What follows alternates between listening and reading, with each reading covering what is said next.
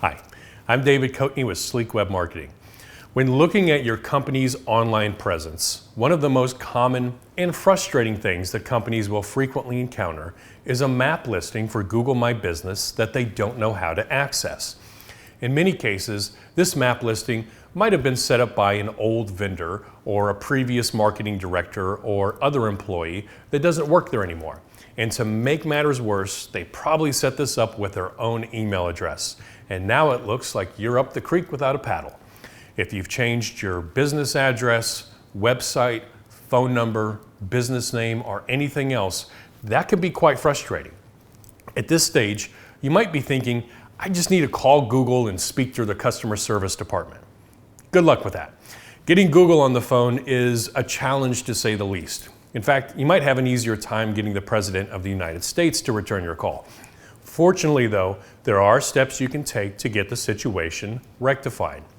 The first thing you're going to do is request ownership. So you're going to go to business.google.com/ad. From this screen, you're going to type in the name of your business as it currently shows up on the map. What will happen next is it will show you possible listings with addresses. You're going to find yours, click on it, and then click Next. It's going to tell you this listing has already been claimed, and from here you can request access. After you click Request Access, it's going to have you fill out your name and contact information as well as the ownership status you're requesting. But this page right here is important because it's also going to show you a partial on the email address that already owns this listing. This can be very helpful because sometimes businesses discover they own their listing all along.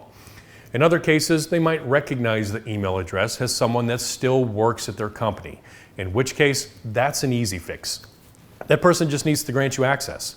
If that person is you, you can simply visit google.com/business while logged into that email address, and from there you'll find your listing and you can make all of your edits. You just have to be logged in from that address. If that email address is not you, requesting access will automatically send an email to that person you're requesting access from.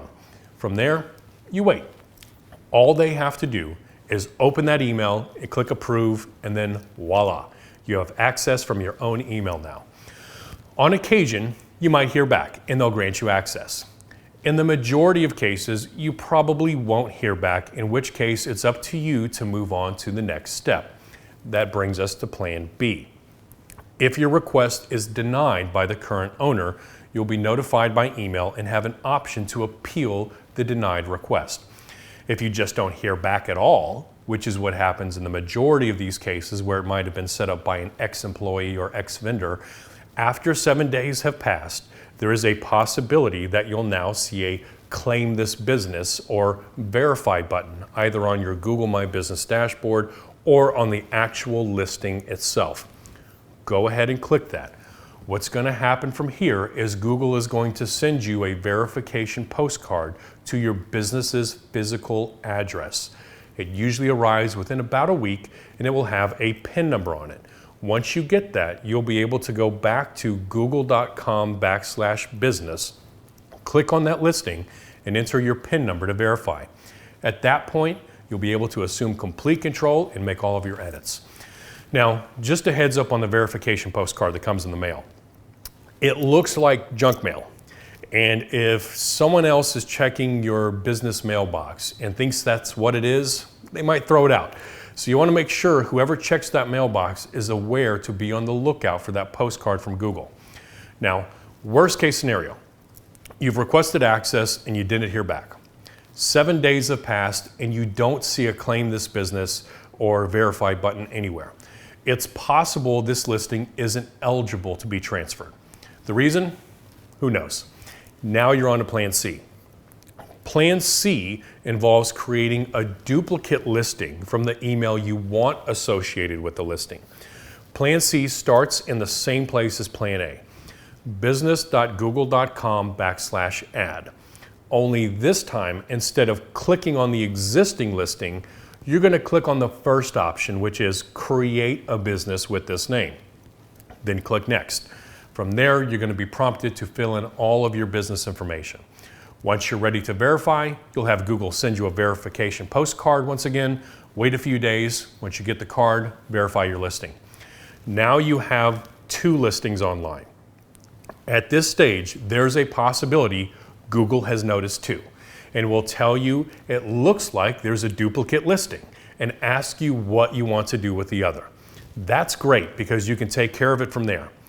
If, however, Google doesn't notice any red flags, you might just have 2 listings out there now. And the one that has been around the longest is probably going to be the one that still shows up in searches, which obviously you don't want. In that case, you're going to go to literally Google your own business so that the map listing shows up, the one that you want to get rid of. You'll see an option that says Suggest and Edit. Click on that. From there, you'll see a couple of other options, and you're going to want to click on Remove this place. From there, you'll see a drop-down menu that will give you reasons. One of those reasons will be duplicate of another place. Select that. You can even attach screenshots if you'd like. Choose the duplicate and send. Then you wait on Google, which is like watching paint dry. Hopefully, they'll get around to it soon enough. I know this sounds unnecessarily complicated and frustrating. I wish it wasn't. From Google's perspective, though, anybody can claim your business, whether it's a competitor or a disgruntled ex-employee. So obviously, they want to make that process somewhat difficult and be as thorough as they can. Anyway, I hope this helps. If you have any questions, feel free to reach out to me at david@sleekwebmarketing.com. Thanks for watching.